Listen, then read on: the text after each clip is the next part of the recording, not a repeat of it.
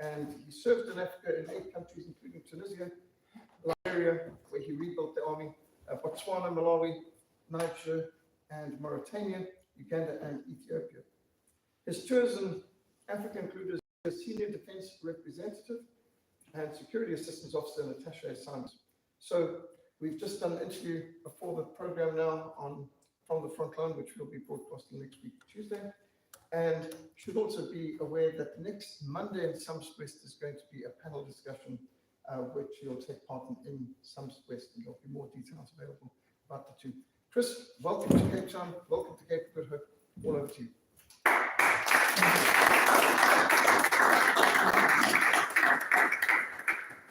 gosh, now I'm nervous. Dr. Hammond, thank you very much. Folks, I used to be a university lecturer, so I could have it walking around, so I don't mind that. It's really just my way to make sure you're not sleeping. So. As long as you don't walk off the camera. Oh, I'll walk off that camera, just walk right off of it. How far can I go on this one? That's it? Stay from the workshop.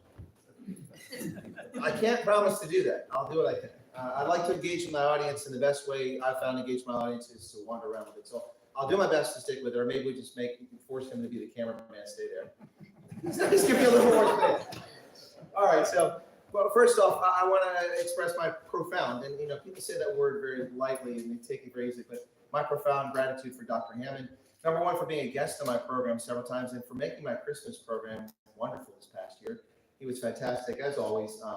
I had a few people that didn't show up for my Christmas program. That's fine. I don't pay my guests, so they can't always be there. But Dr. Hammond came to the rescue on short notice, and as always, was a great voice to talk about Christmas. I've talked to some people about my faith. I'm not a churchgoer as such, but I have a personal faith and I have a relationship with the deity, and that's my thing.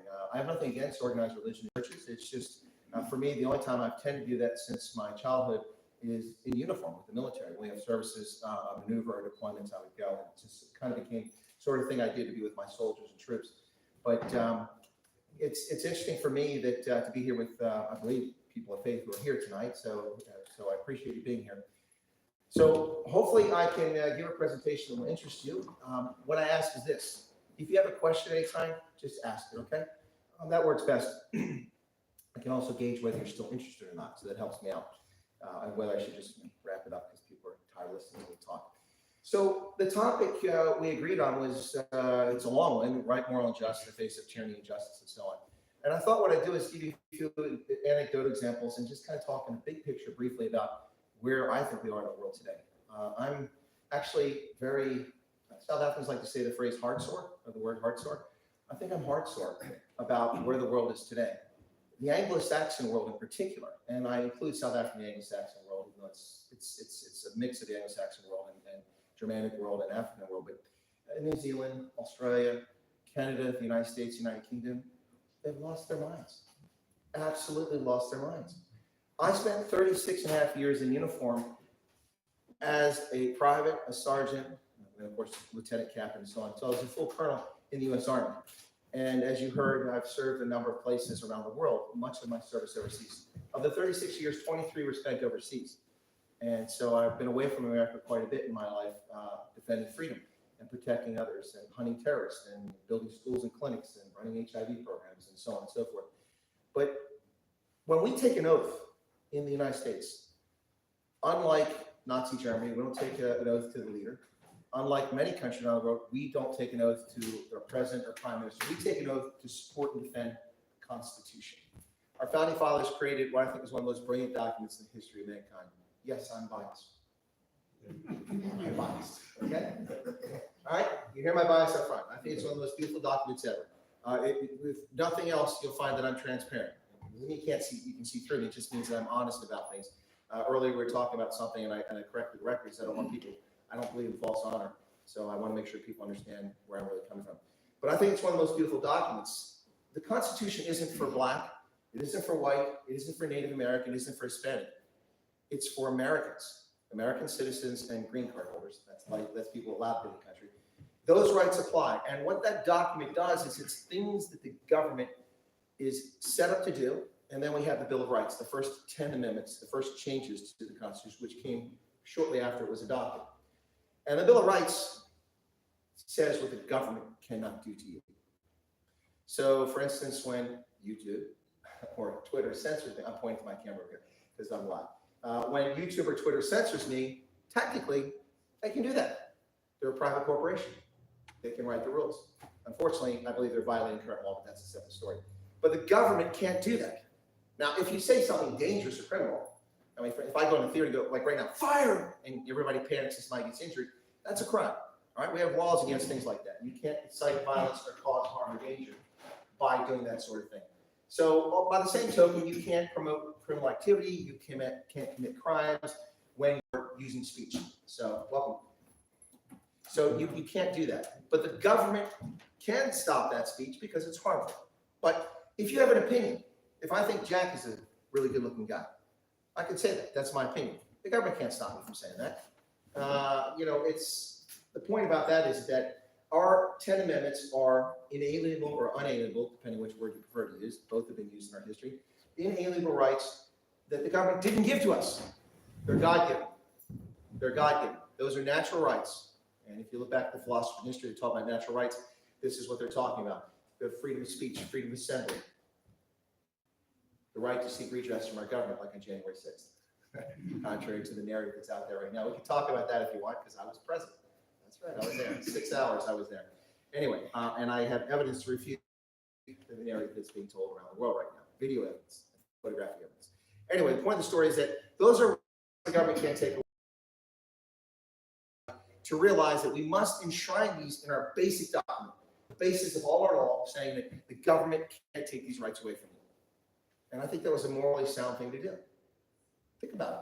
When we became a country in the 18th century, declared independence on the 4th of July, 1776, England had a state religion, the Anglican Church, yes? And as a consequence, there are big schisms between the Catholic Church and the Anglican Church and persecuting Catholics in the United Kingdom. But in America, we said that you have freedom of religion. You can practice your faith.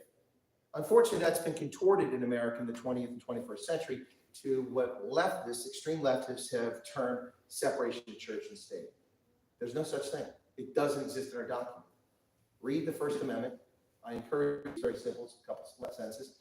And it says the government shall not establish a state religion, official religion, or prevent the free exercise thereof.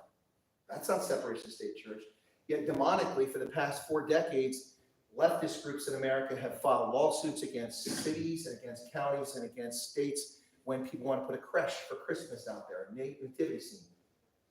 In my view, according to the Constitution, if you're a Muslim and you want to celebrate your Muslim holidays in the public space, as long as you ask for a permit so it doesn't interfere with something. If you're a Christian, you want to put a Christmas manger scene out there so long as it doesn't interfere with something that causes a public health hazard. And if you're a Jew or a Buddhist, and you want to do something in public space, it's our space in the public. And it's your right to do it, and the government has no right to stop you. Unfortunately, that's been contorted, and every time you turn around, oh, separation of church and state. But the funny thing is, if you look at the back of a dollar bill, I'm sure most of you have seen it says, in God we trust. Now, I'm not trying to push faith into anybody. I'm the last person to push faith into anybody. It's a very personal thing. My point here is that we have evil forces on the political left who are seeking to change the world and the world order. And this is an example of it. It's very simple and straightforward. It's like the Second Amendment in America. The right to keep and bear arms shall not be infringed upon. Try to own a firearm in New Jersey. You wind up becoming a convicted felon for a very simple violation of the law that's unconstitutional. So the point there is that those rights are to protect us. So I just want to frame that, start out with, that's what I support and defend in uniform. People's right to keep and bear arms. People's, Muslims' right to worship in America. You know we have more mosques in America than any country in the world. Did you know that? Yeah, we have more mosques than any country in the world to my knowledge. I might be wrong. Indonesia might have more mosques. I could be wrong about that. But we have among the largest number of mosques in America. Most people don't know that. We also, I think, have more Jews in America than any other country in the world. 9 million Jews in America. It's the largest Jewish population in the world. And we don't have the largest Christian population, I don't think, but we have a pretty big, we have a pretty big Christian population. The point is that when we take the oath, it's not for Bush, it's not for Trump, it's not for Obama, it's not for Biden. These are political people who are elected to office. It's for the Constitution, for the American people. So I hope that kind of frames where I'm going to go from there. I just want to give a couple anecdotal examples of doing the right thing, what's morally right and just in the face of not just tyranny, but of circumstances. And I'll go back to the Gulf War. I was a lieutenant in the first Gulf War when we went against the Republican Guard and Iraqis, my first experience in combat. One I didn't expect to come home from. I actually made my peace that I would never get home from that conflict because we were told going into Iraq that this is the world's third largest army, 750,000 soldiers. That was true. That the Republican Guards were an elite unit and we'd be facing them. That was true. But I suppose I should have thought about this and said, wait a second. The Iraqi army fought the Iranians for 9 years.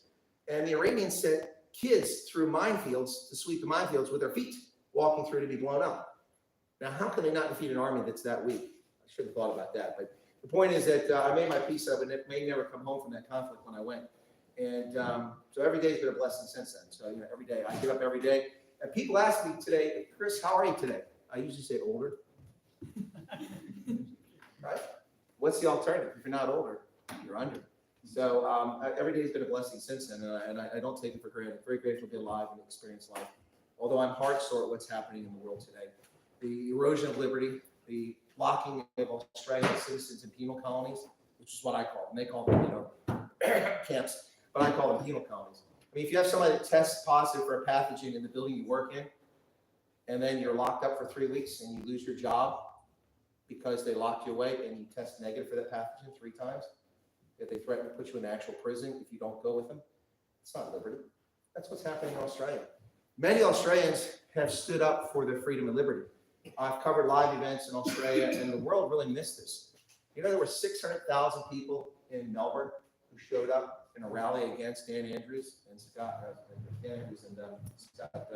Morrison. 600,000, and that was one weekend. Consistently, they had over 400,000 people show up in rally after rally after rally. And what happened? Nothing. It didn't change the Australian government's hands.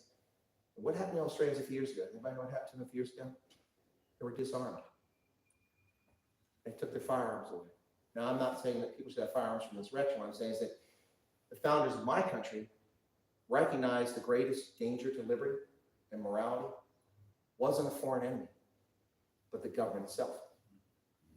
Those of you here in South Africa, that might resonate with you today, especially if you look at what happened in KwaZulu-Natal and Gauteng last year, and what I've termed since the day it occurred, the ANC's internal insurrection, in which the Radical Economic Transformation faction and other factions within the ANC went to war with each other in what I think may be a dress rehearsal could come. I'm not trying to scare anybody, just saying it's pretty odd that on the 29th of June, when the Constitutional Court declared that Jacob Zuma was in contempt of court, that on that day, when you're watching my video, I predicted chaos in KwaZulu-Natal, especially around Nicklin, the home of Jacob Zuma. And as we watched, the directive was for Jacob Zuma to turn himself in on the 4th of July. I'll never forget that. Of course, that is our Independence Day, so that sticks in my head forever. So by midnight, the 4th of July, Jacob Zuma was supposed to turn himself into a correctional facility.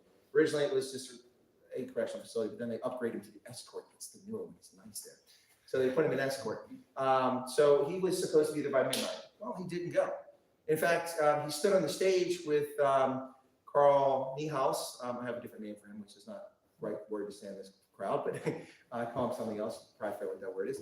But Carl Niehaus and also Ace Magashule and others standing on the stage, not wearing facial coverings in violation of lockdown rules, assembling with thousands of people in violation of lockdown rules, and dancing and toy-toying, And then he said he can't go to jail because his health would be in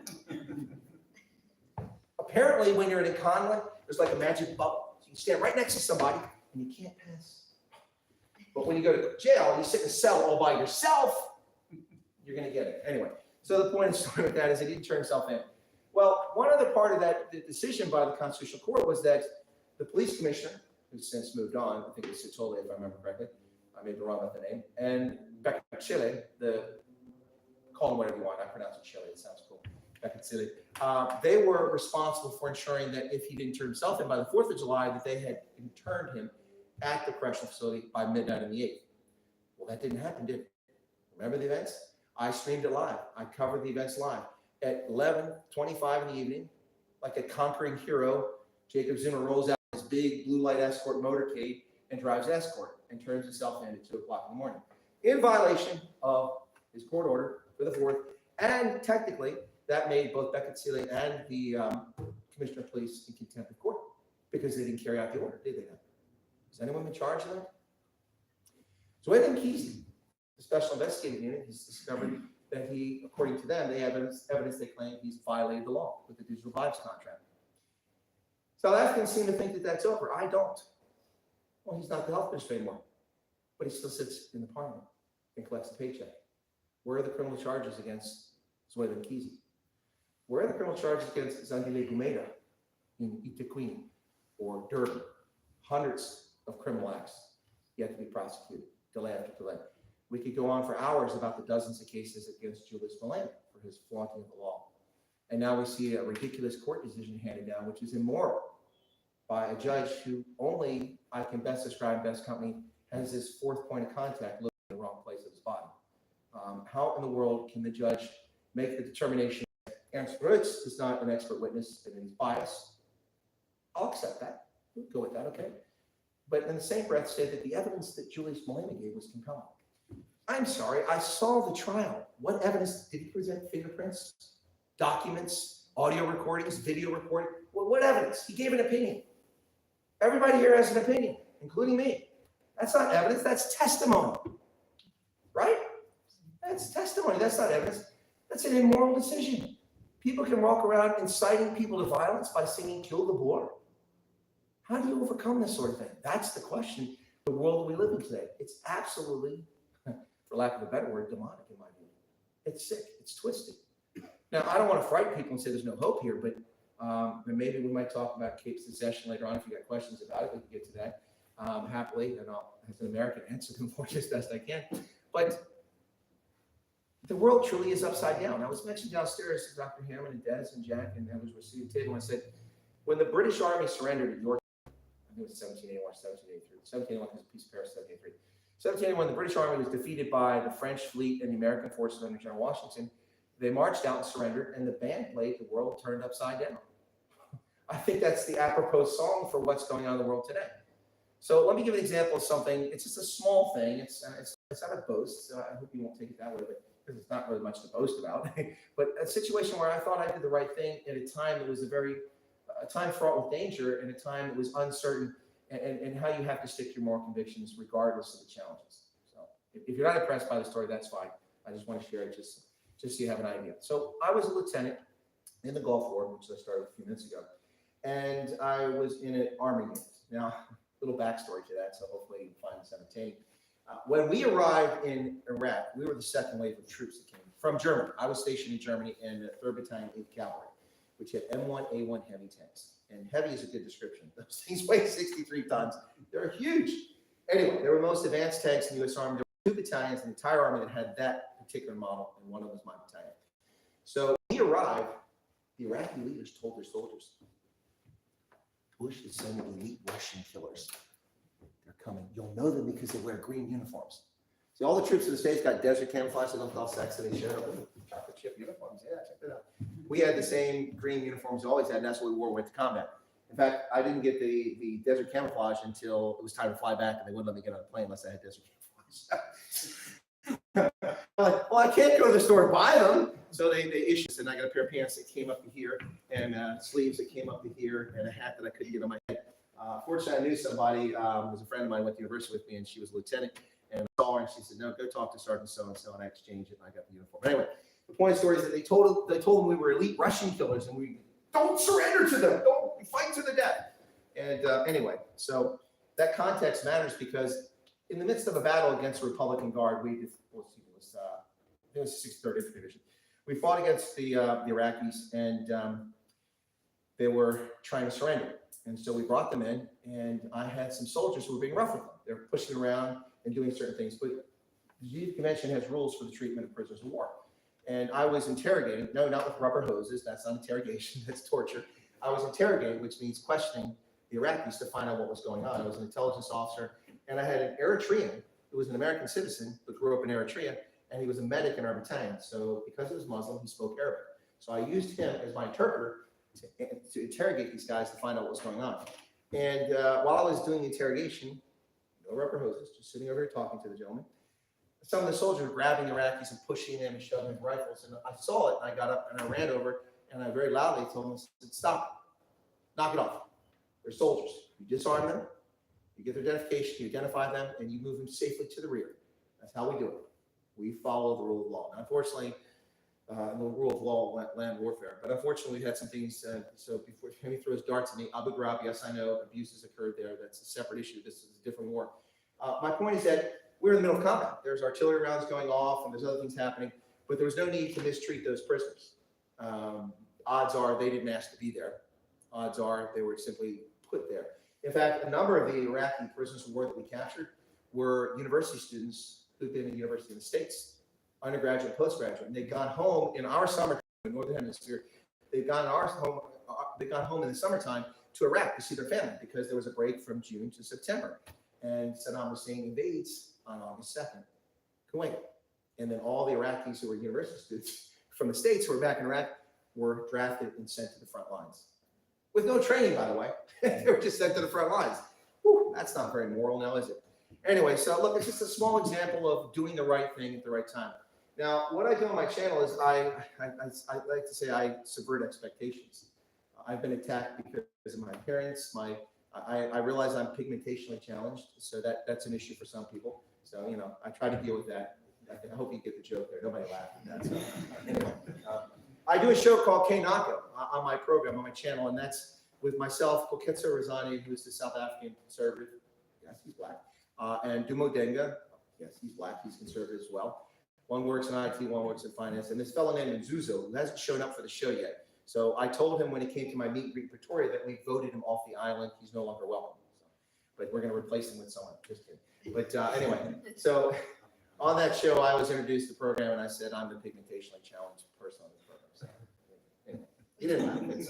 Sometimes the joke works, sometimes it doesn't. Anyway, whatever. Anyway, so that's just one example of doing the right thing. On my channel, I like to expose hypocrisy. For those of you who know my channel or you've been interviewed by me, that's passive voice. Those whom I've interviewed, that's active voice. I prefer that. Those of you whom I've interviewed, there's a few in the room I've interviewed. First off, thank you for being on my program. And I really appreciate you. Thank you for helping me expose what's really happening in South Africa and around the world. I like to expose hypocrisy. And listen, we have hypocrisy in America. You know, we have a $2.8 trillion deficit this year. That's more than the combined gross domestic product or national product of over half the planet. Think about that. That's insane. So we got lots of hypocrisy in my country. So I'm not someone living in a glass house throwing stones. I'll be the first person to admit our shortcomings and my personal shortcomings. But the point is that just because you have shortcomings doesn't mean you can't analyze and point out the failures that are going on around you. So I like to subvert expectations. People have certain expectations when they look at you. Now listen, as human beings, it's natural to look at someone and make an assumption. Well, that's a very attractive person. That person looks evil. That person is this, that's the other. But I like to make a distinction between bigotry and racism.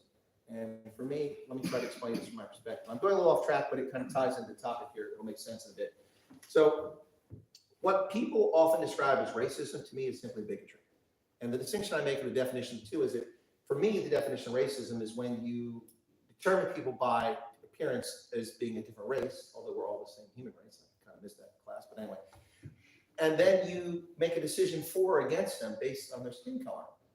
And you take action to their advantage or disadvantage. So I would classify broad-based black economic empowerment as racism. It gives advantage to people on the simple basis of their skin pigmentation. That's not right. When the National Party did it the other way around, it wasn't right either. Right? It wasn't right. So it's not right to do it. It's not right to, we have systemic racism in America. That's a phrase we throw out. I call it systemic racism. I'm talking about affirmative action. People get automatic entry to university based on skin color. That's not right. How is anybody uplifted by that? It isn't. So anyway, bigotry, on the other hand, is a learned behavior. And we're all bigoted in some way. All right? Give an example. New York City. Poor guy standing in the corner with the pants hanging halfway down under a street light that's burned out. Kids come along, they walk around the opposite street, and they go down to avoid it because their natural instinct is there might be something bad there. Now, if it's white kids, they're called racist. When the black kids do it, they're just called smart. Well, I would argue that all the kids are smart. Now, that's bigotry. Those kids may be doing nothing wrong under that light. You don't know that. You're making a decision. But you didn't make a decision to harm them directly. So anyway, we had a television show when I was a kid in America called All in the Family. Some in the room might be able to know that. Maybe not everyone. But All in the Family had a character named Archie Bunker, played by Carol O'Connor. And the show was this guy was the biggest bigot in the history of mankind. So he was an Anglo-Saxon Protestant male, And if you weren't a white Anglo-Saxon Protestant male, he didn't like you. His wife to him was a dingbat because she was a woman. His daughter, he loved his daughter, but he had some frustration with her. His son-in-law was Polish, and he didn't like him because he was Polish. He wasn't Anglo-Saxon, he was Catholic, so there's another issue. His neighbor was black, George Jefferson, so he had issues because he was black. And he had issues with Jews and other things. The funny thing happened on that show. The creator of that show was brave, in my view, as an adult now, looking back. Over time, the character changed and became less of a bigot. And what happened was, for instance, he was in the hospital one time. It's a sitcom, it's a comedy show. Not as funny as Orkin Storkin, but it's still funny. Anyway, but Carol O'Connor, the character, went in the hospital when he got a blood transfusion. And you should have seen his face when he found out that the blood donor was black. So I didn't turn black, I didn't die. So anyway, the point is, his views were bigotry. He wasn't a racist. He didn't hate black people. He didn't hate Jews. He didn't hate Polacks. Well, maybe he hated Polacks, I don't know. But anyway, we say Poles, they didn't say Polak. The point is that he was a bigot and he learned that his views, which were learned behavior, maybe weren't the right views, and he adapted his behavior over time. So that's where I make the distinction between bigotry and racism. Most times when you hear people say that's racist, it's simply bigotry. Some bigotry is good. You're alive because of bigotry sometimes. It's like discrimination. There's nothing wrong with discrimination. Oh, did you just say that? Yeah, there's nothing wrong with discrimination. You discriminate every day. You go to the store. Oh, that dress looks horrible. I'm not buying that one. Okay, that looks lovely. Or you discriminate against the service provider for your phone service. Who has Vodacom? All right. Who has MTN? Why don't you have Vodacom? You discriminate against MTN. Right? Anyway, my point is that the words are thrown around and they lose their meaning. What's the word that has the least currency right now in the world? Racism. Everything's racist. Well, not everything's racist. Anyway. And I think that in the face of that stupidity, as I would call it, standing up and saying the things I'm saying, I think it takes I'm not myself, but for everybody, it takes a bit of moral courage. And it's doing the right thing and exposing things. It's not easy, particularly in a place like South Africa where people are pillared all the time for simply an opinion. You know, I find it the height of frightening state development when a country must criminalize speech because their feelings are hurt. And there's a certain word that comes from Arabic, begins with a K. You say that in South Africa, you cause criminal injury, which I think is a ludicrous thing. If your feelings are so fragile that you're harmed by what someone says, then maybe there's something wrong with you. Now, I'm not saying people should use that word. It's foul, it's impolite, it's wrong, just like the N-word English. I think it's wrong. And I think it's morally bankrupt. It also shows, in my view, a degree of lesser sophistication when you revert to that sort of thing. Now, that's ironic, having just let loose with a profane tirade on the channel for someone the other night, which I did, which I'd never done before, but so I'm not a hypocrite. That was wrong with me, but I didn't use those words. I used other words, which you're familiar with. My point is that when the government, like the African National Congress ruling this country, criminalizes that speech, which isn't shouting fire in a crowded theater, right? It isn't inciting people to violence. It's simply offending someone. How sad is a government like that? The government that has free speech described in its constitution. That's the world you folks are living in South Africa. Or did I miss a beat? I got that right. Yes. It's kind of sad. It's really sad, especially in a country that's as diverse as this. You know, on this trip, people have asked me, they said, so Chris, what's the best part of your trip? And I knew what the best part of the trip was going to be before I ever came. And it's been consistently that. Yes, the garden route was lovely. It was great. Yes, Uppington reminded me of Botswana. It's just like Botswana. I landed the plane, it's like, oh, it's like Hopperoni, what's the same?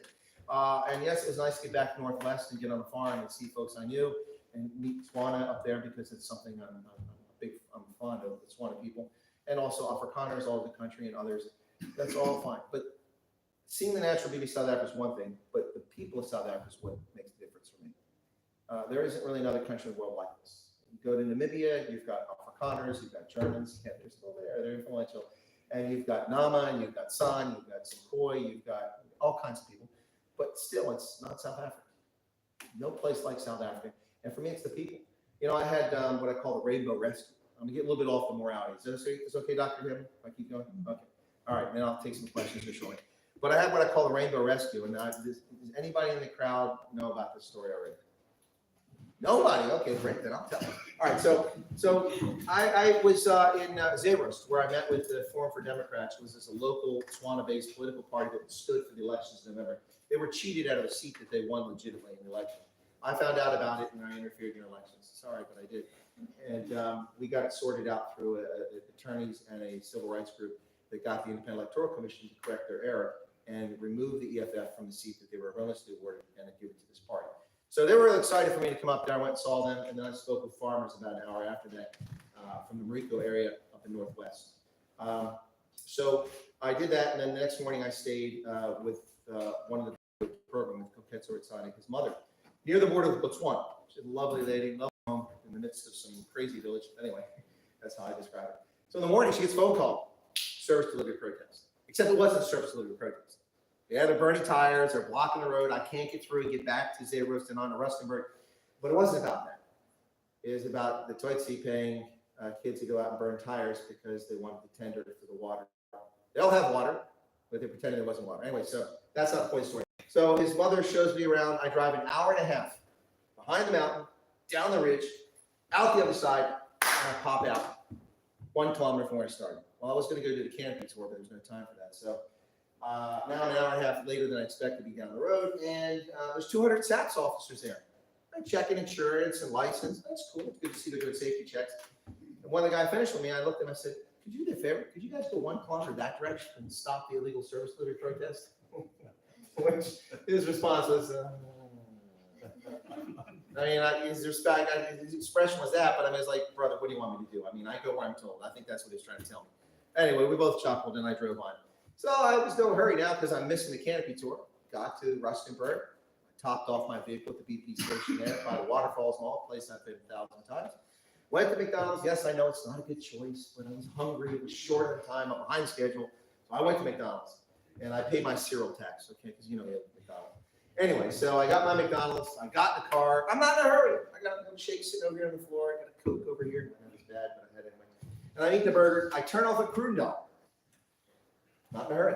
Now I'm not going to go to the canopy tour, so I'm just going to go to Schierfontein where I'm going to meet some of my viewers and do the cave tour, which I've done before. So I'm driving, and all of a sudden, I've driven South Africa for going on 30 years. I've never had a flat tire. I've never damaged the brim. Guess what? Scalloped road with holes this deep on the edge of the road, no surface on the side. Just so I see it. Honestly, goodness, I have the video, by the way. I have a dashboard camera. I recorded every kilometer I've traveled in South Africa on the dashboard camera. It's gigabytes of data. Anyway, I backed up multiple locations. So I'll probably release this video when I blew the rims, but I will exclude one word that I said. It's not a polite word. So that'll be bleeped out when you see the video. But anyway, so I see the pothole, and I'm only going 60. And that's why I told you at the camera, because there's proof I was only going 60. So I was going 60 and 80 zone. So I'm riding in the world's worst car. Has anyone ever heard of Renault Quid?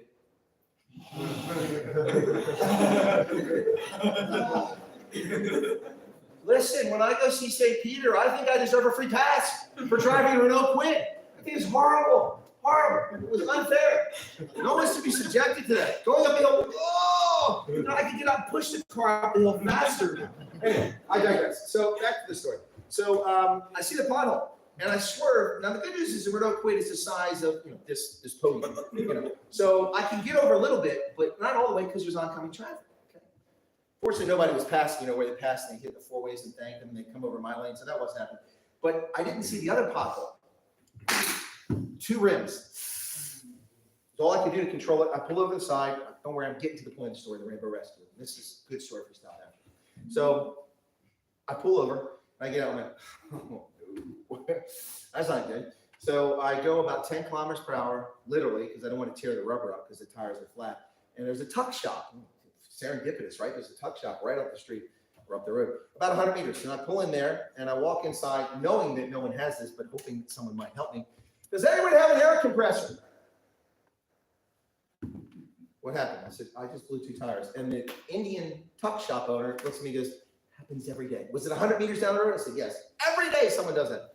Okay, well, that's nice to know, but it doesn't really help my situation. So thank you for that, sir. So I walk outside, and this Afrikaner kid comes over, and he goes, let's take the stuff out of your boot. Let's get the car jacked up.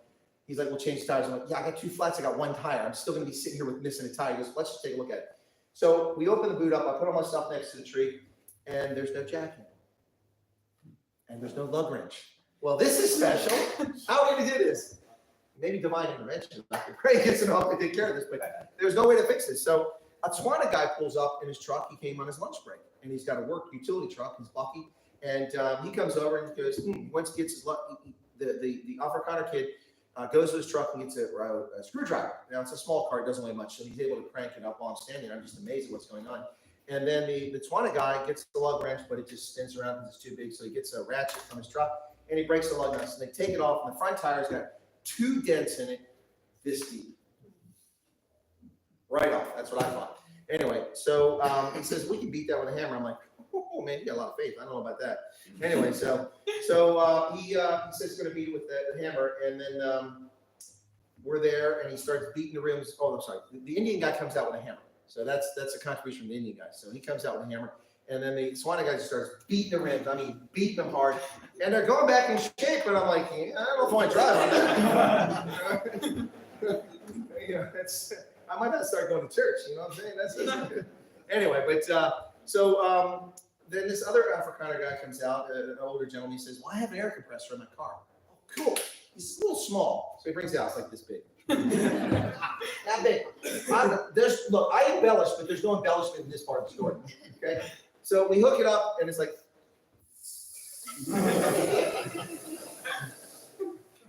The Swana guy's like, look, I need to get back to work. I'll take him to the petrol station. So we hop in his truck, and we go to a petrol station, and we fill the one tire up that he dented, and it holds. I'm like, ooh. So he puts it in the back of the truck, and the other one with the 2 dents just keeps leaking. So they pour water over it.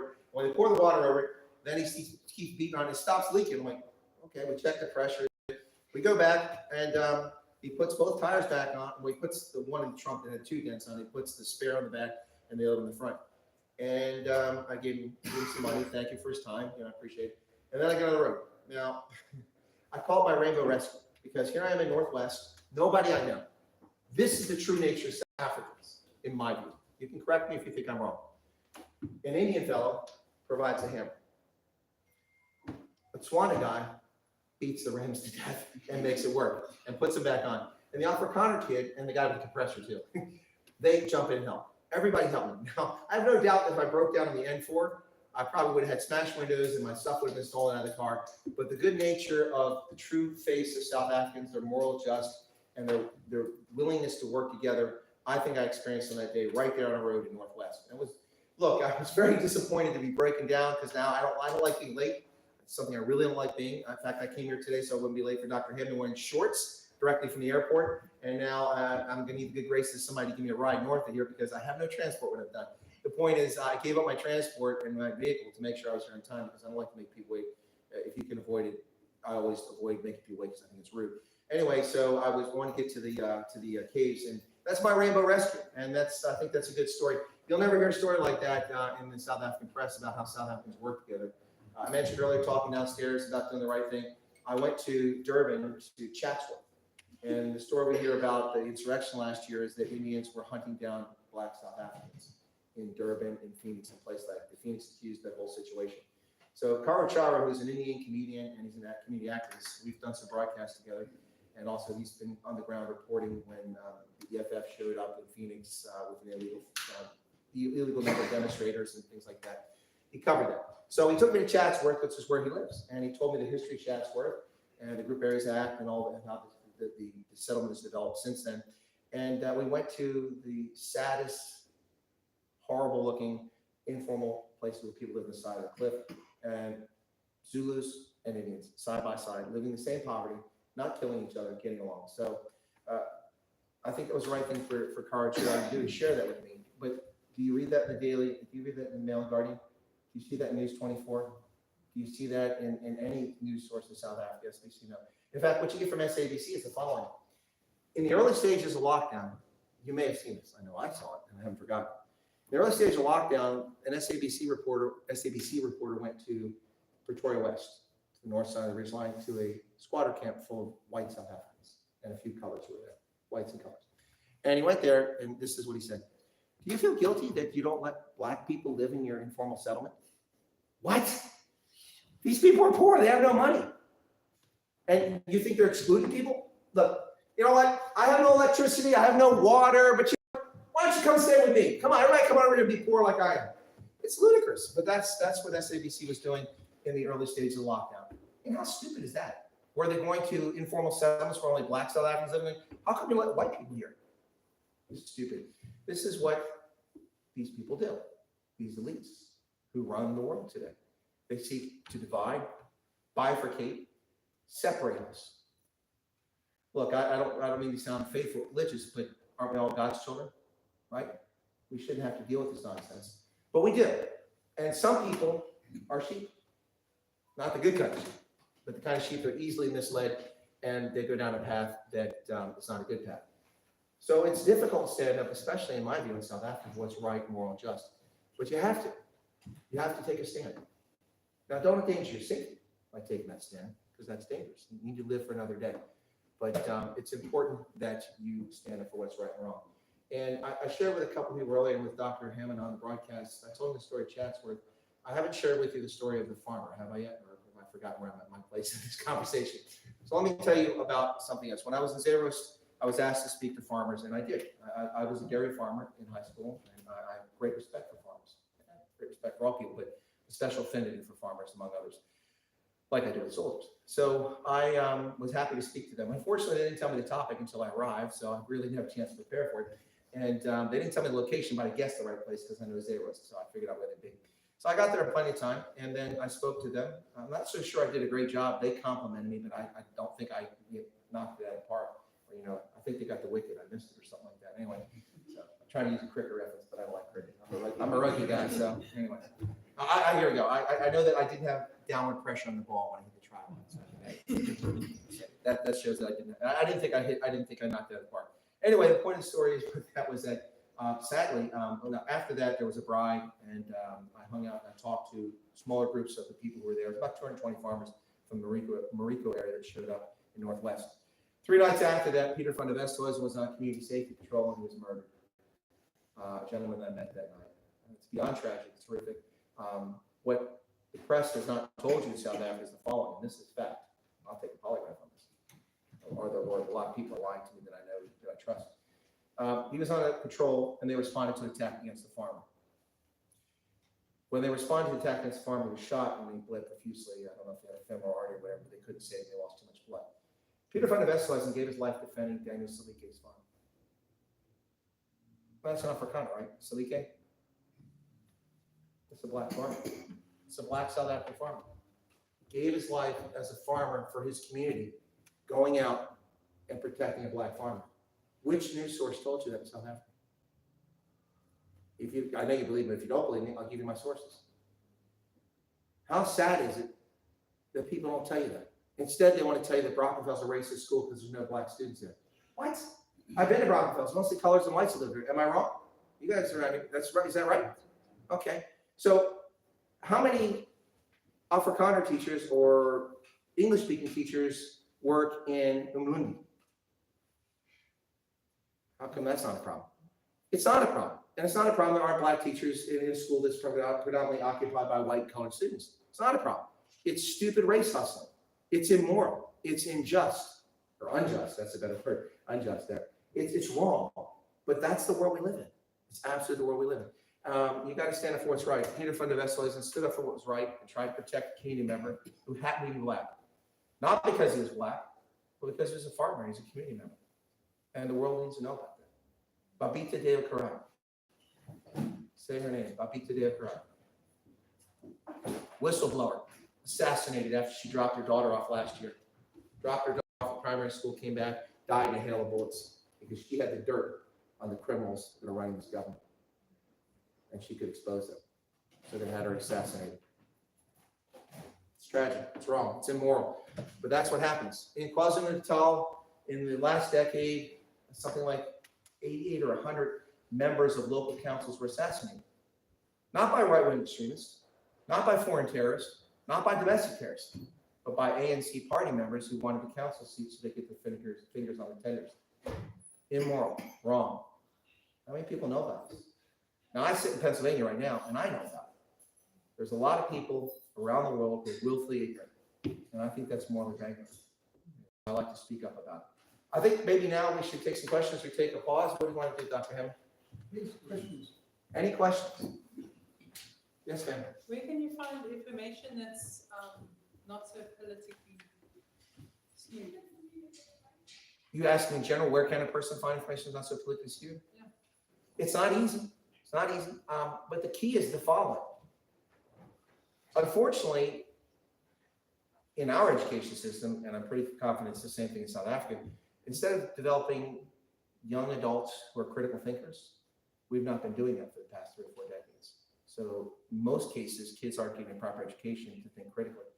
I would argue that I didn't get that education. I got a good education in public schools as far as I could read and write, and I knew history, and I knew geography, and I'm not good at math. I was good at that. But I learned, but I wasn't taught to think critically.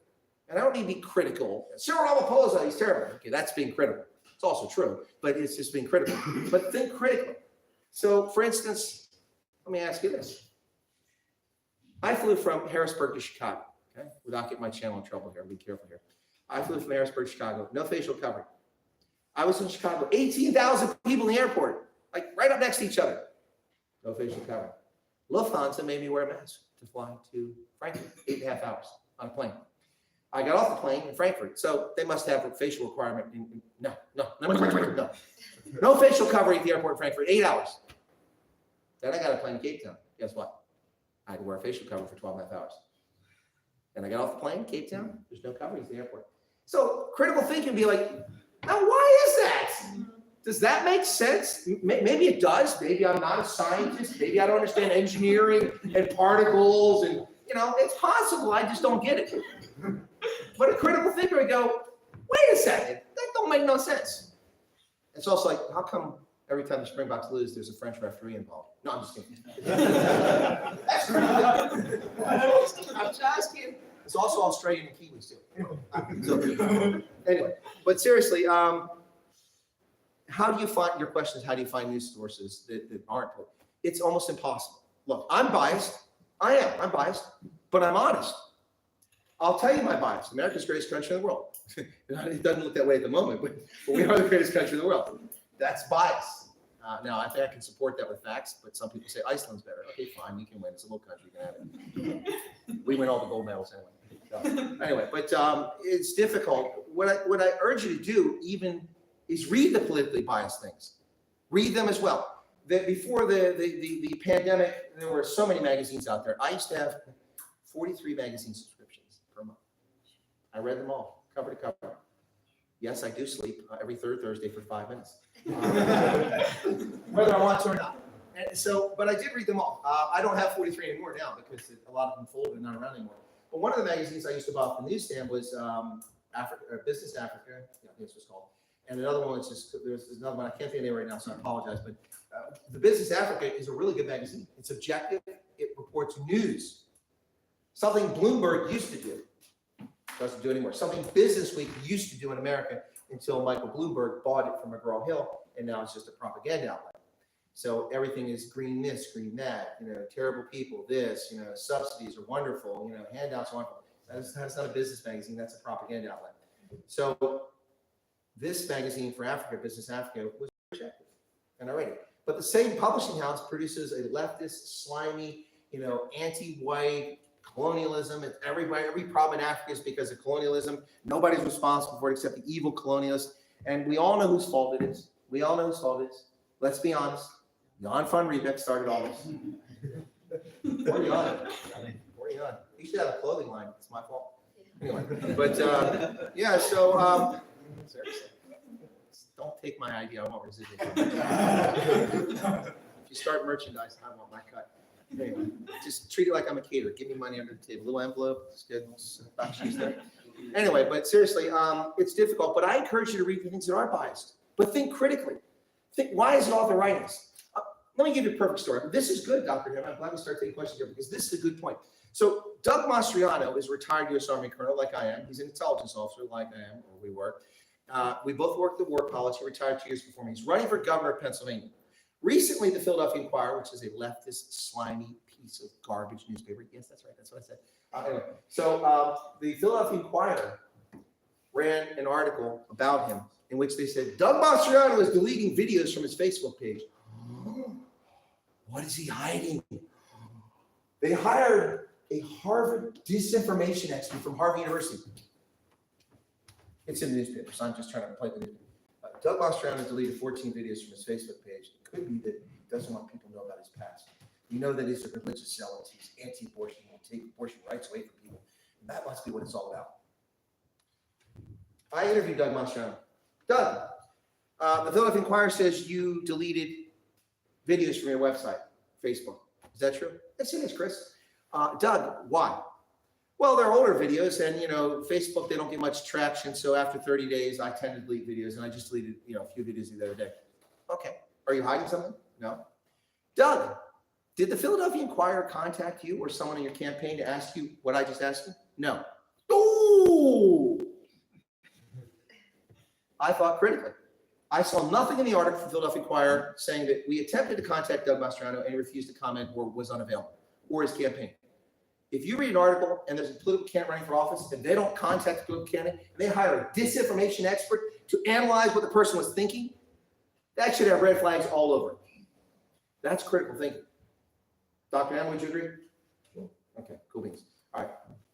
You're a smart guy, so I'm making sure I'm on track here. Okay.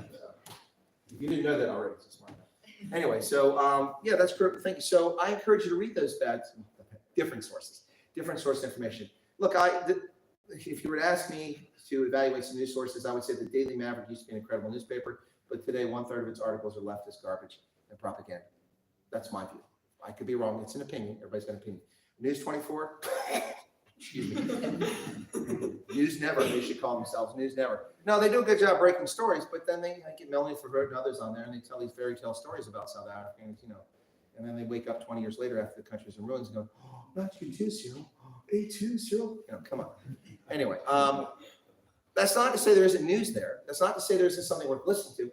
And it's always helpful to listen to people who have different views, especially if you don't agree with them. That's why I used to read The Economist. I have a subscription to The Economist for if anybody in this room says they weren't born, I don't want to hear it. You have to leave right now. But I had a subscription to The Economist that I loved it so much that when I was in London in 1992, I went to their headquarters to renew my subscription. And that's when I found out you can write a check from the US and the UK. We have the same system for check. Anyway, not important. But because they let me take a check, they wouldn't take credit cards. So I renewed my subscription. That's how much. And I read it from cover to cover. I liked the British survey, the UK survey, the American survey. It was a view of America from outside in the English-speaking world, and their criticisms or analysis was interesting to me. But I read it because lots of things in The Economist I didn't agree with.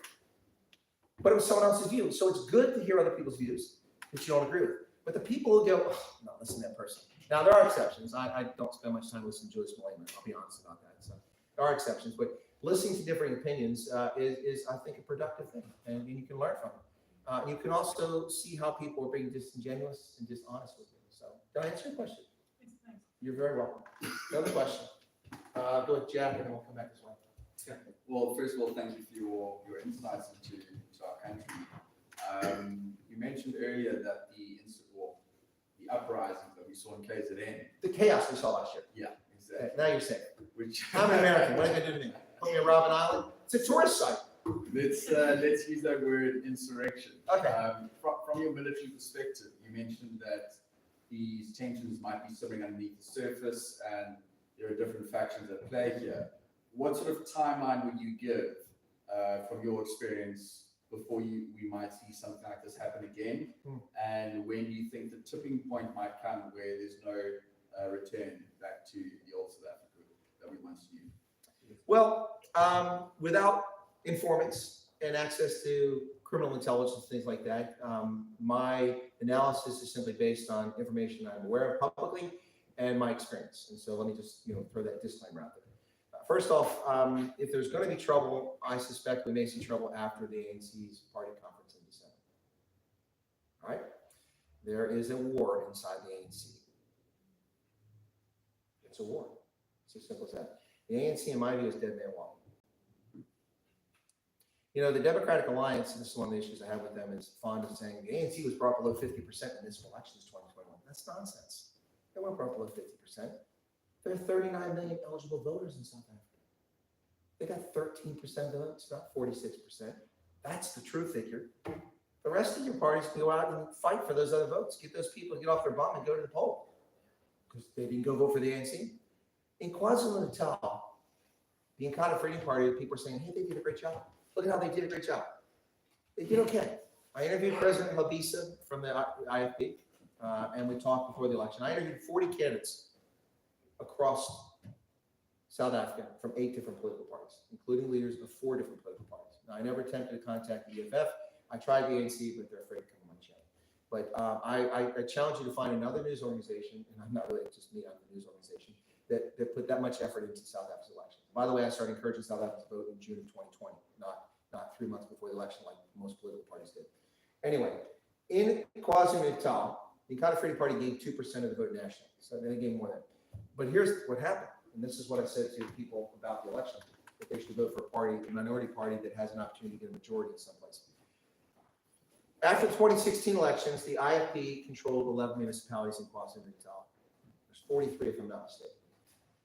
Today, because the ANC imploded in KwaZulu-Natal after their failed governance and their insurrection last year, the November election, the ANC has fallen so low that the IFP, despite gaining almost no voters, now controls 30 of the 40 municipalities outright through a majority coalition or a minority coalition.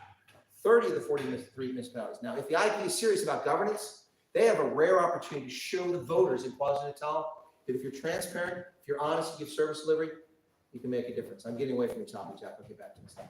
So anyway, but wow. So if anything's going to happen, I don't think it's going to happen major until Tembisa aside. That's an outlier. I think that was politically motivated to embarrass the DA mayor up there. That's what I think that was about. I could be wrong. I mean, you don't burn down the police station if you're unhappy about a mayor not showing up at the meeting. That just doesn't make any sense. By the same token, you don't cut down power lines with axes in Richards Bay because you don't have power. Well, now when are you going to get power? You know, I mean, power, there's no poles out delivering. Anyway, so if anything's going to happen, in my view, it'll happen around or after that conference, depending on what happens with with Cyril Ramaphosa. Sorry, can't tell the difference. With Cyril Ramaphosa and what happens. Now, remember, I call it the Polokwane Massacre. That's a sarcastic term. The Polokwane Massacre, when Thabo Mbeki was unseated as the president of the African National Congress. And what did he do shortly after that? Just like Jacob Zuma, resigned as president of South Africa. Now, as a foreigner, looking at South African politics, I'm like, wait a second. Your party doesn't like you, so you're no longer the president of the country? What comes first, party or people? Not in South Africa, it's the party comes first. The Thule House comes first. The loyalty to the party is what matters. So I think that's, Jack, if it's going to happen, that's when it's probably going to happen. But it could happen at any time. Look. Okay. A lot of people will tell you that the crime is a result of poverty. By and large, I'll tell you that's nonsense. In my experience, having lived in 8 African countries, grown up in rural Appalachia, I never stole from anybody. I went days without eating food when I was a kid. I went 2 or 3 days without food. We had milk and water, but milk is not food. We didn't have food. I didn't have things. I didn't steal from people. Poor people don't steal. Thieves steal. Now, poor people are desperate, starving. That's a different story. If you're dying of starvation, you may steal food or something like that. But the people who do smash taps, the people who break in your homes, they're not poor. They've stolen people's goods. They've got those things. They're criminals. And that's the point of that story is that we hear that, poverty will cause an insurrection. The insurrection last year wasn't caused by poverty. There were demonstrably fewer poor Black South Africans in 1994 than are today. There are tens of millions more who live in abject poverty, courtesy of the failed macroeconomic policies of the African National Congress and other things, including theft and rampant corruption. No one was burning down crematoriums and ransacking radio stations before July of last year. That all was precipitated by a fight inside the ANC. And that's what's coming next. The ANC's imploding. And will it break? The ANC already broken into 2 different parties in the past. First was the formation of COPE, which is now just, it's a historical error. They just booted Terror Code out of COPE, by the way. Did you hear about that? The founder of the party, they kicked him out because he's not corrupt. They don't want him. They kicked him out. I'm going to interview him soon, so maybe you can tell me why. Anyway, and then, of course, the armed wing, not Nkonto Sizwe, but the armed wing of the ANC in the 21st century is the EFF. That's what they are. I mean, look at Brockenfell. Some idiot judge here in the Western Cape gave the approval to go harass students in a high school with 100 demonstrators. I think that's ridiculous. I mean, you want to protest away from the school, don't threaten children. But they let them do it, the judge. And they show up with 3,500, 4,000 people marching in impy formation with pungas, knob carries, and golf clubs. But it's just a peaceful gathering. Why do you have machetes, pungas, and knob carries, wooden sticks, and golf clubs? And why do you march on the police, rush at them. Well, of course, like cockroaches, we saw what happened when the water cannons got turned on. They ran away. And then they ransacked, car dealerships, destroying cars. Such a peaceful gathering. Anyway, the point of the story is that I don't want to go that story. We'll stop there. But Jack, I think that that there's potential. I'm not predicting that that's going to happen again, but there is a serious problem inside the African National Congress, beyond corruption, beyond incompetence. We could have fun with that. By the way, I have some nicknames for some of your ministers if you want to hear them. So you have the Minister of Injustice, Ronnie Lamola. You have Minister of Irrational Affairs and Non-Traditional Governance, that's Nkosazana Dali-Juma. And you have Minister of No Trade, Ibrahim Patel. So I just like to give the nicknames the same way. Did I answer your question? Okay, this gentleman behind you. I haven't forgot you over here, man, or over here. So. I have a question on your opinion. Is Cape independence a good idea? And then, if so, would you say the same for the United States? If states were to become independent, would that be a good thing? Okay, let me address the states in the first one, okay? And then I'll come back to the Cape because I should know best as an American veteran. We tried this. We had a secession movement and we had a civil war as a consequence. There's no provision that I'm aware of in our Constitution that allows for secession in our Constitution. That was not envisioned. It's unclear. And so that effort was made over the issue of slavery and states' rights not wanting to be dictated by a central government.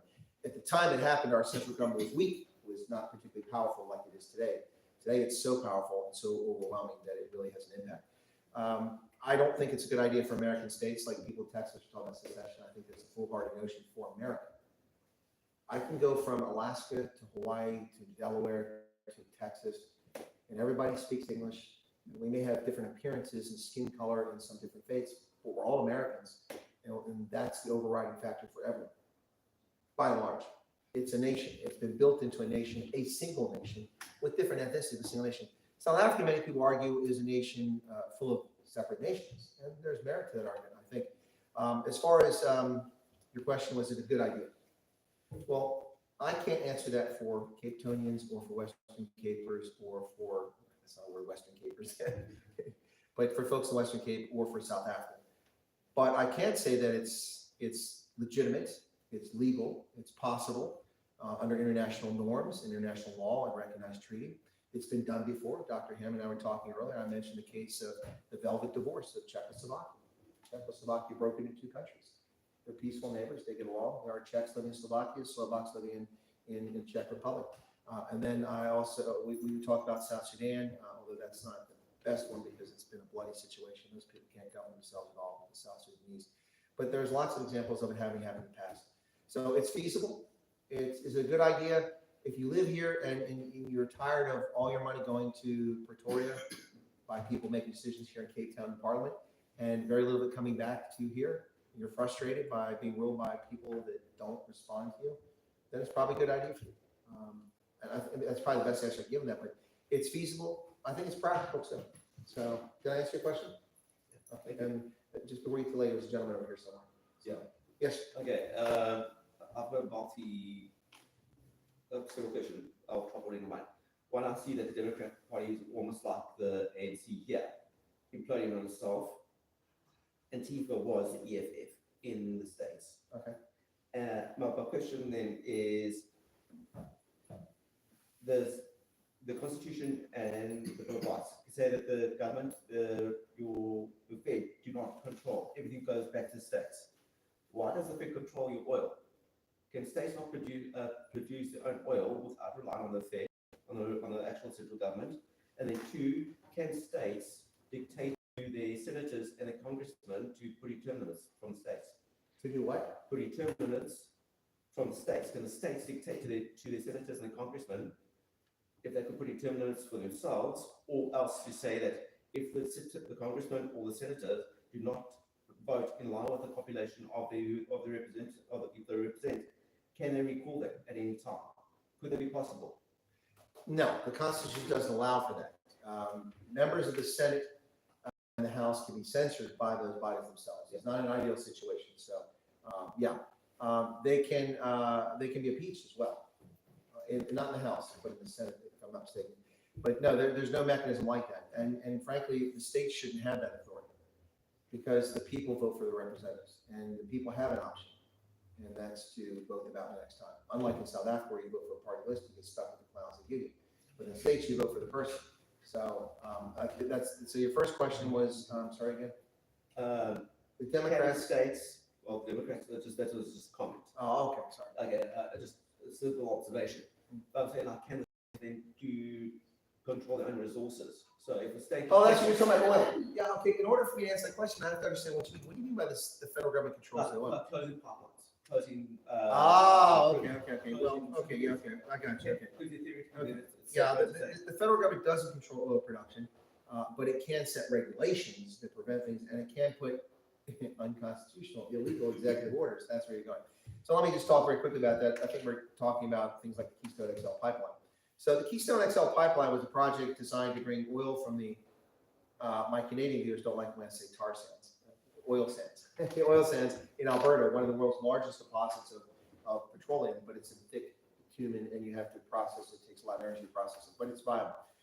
Also, it's funny because the environmentalists freak out. Oh, you're polluting the environment. What do you think was laying on the ground there? This stuff is bubbling up. It's nature's polluting the environment. They're cleaning it up, actually. Thank you for that. Anyway, the tar sands project, or the Keystone XL pipeline project, Obama was president, and he illegitimately, in my mind, immorally used his powers as chief executive to issue an executive order. Now, executive orders, which is confusing for Americans, not just for people around the world, only apply to the executive branch. So the president only has authority over the people that work in the executive branch. So that most of the federal government. So that's going to be the military, the Federal Aviation Administration, the Coast Guard, the Department of Justice, the FBI. Those, he can order them to do things legally because he has authority. But he can't issue an executive order that has anything to do with the private citizen. There's no authority over it. That's governed by laws written by Congress and signed by the president. The president can't just issue, I think Americans must go get the jab. You can't do that. It's unconstitutional. They tried that recently and it was struck down. Anyway, the Keystone XL pipeline, Obama used the excuse that, well, this is national security.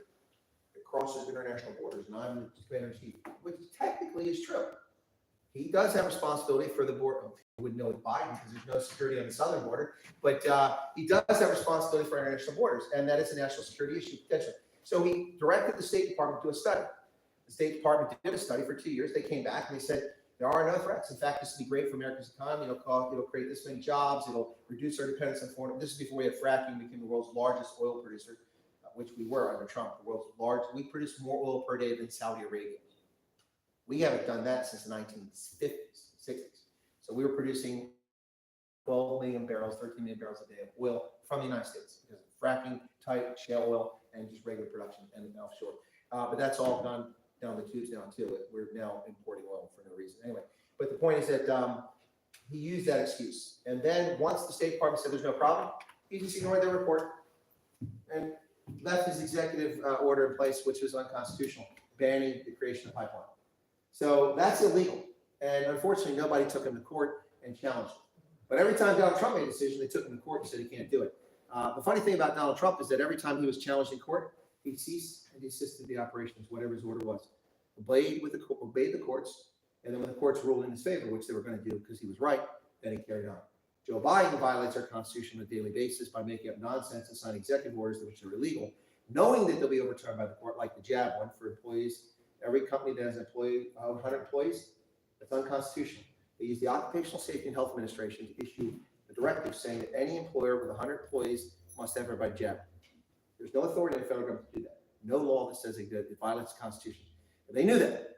But they knew that people need to feed their children and pay their mortgages, and that if they put that rule in effect, that millions of Americans would get against their religious convictions, their moral objections, concerns about it. And that's what they did. And 20, 30 million people got it. It did more. So yeah, it's lawlessness, and that's what we have. That's the immorality that's happening now. And it's not being challenged fast enough. Now, that was challenged, but it took 4 months to get to the court and throw it out. So I hope I answered your question. And this lady here. You say that we're heading towards trouble, and I completely agree with I'm sorry? you. I'm sorry, I'm losing my voice. It's okay. You say that we're heading towards Oh, trouble. we're heading towards trouble. Yes, and I completely agree with you. I think you'd have to be asleep not to see that. But Many what- people are. Yes, it's very frightening. What is the scale of trouble that you think that we're heading towards? And secondly, with all the illegal aliens that are streaming into the southern border, are you expecting a significant population shift in America, or at least in Texas? Well, we've seen a significant population shift in America. And let me answer that first, then come back to your first question. So in 1965, I think it was, Congress passed immigration reform. And Ted Kennedy was behind it, and one of the reasons they wanted to let more Irish into America. And it created the visa lottery system. You know, people just pick a number out. Ooh, you have no skills, but you're welcome to come in now. When that bill went to Congress, who do you think was sitting in Congress in 1965? Women, black folks, Hispanics, Asians, mostly a bunch of old white dudes, right? 1965. That's not a criticism, it's a statement of fact, right? So if we're a systemically racist society, why don't these old white dudes let all these people of color come streaming in our country? When they made that decision, America was 89% white. Today, it's 76% white. Now, they'll lie to you and tell you we're 53% white. That's because they don't include Hispanics. The vast majority of Hispanics consider themselves to be white.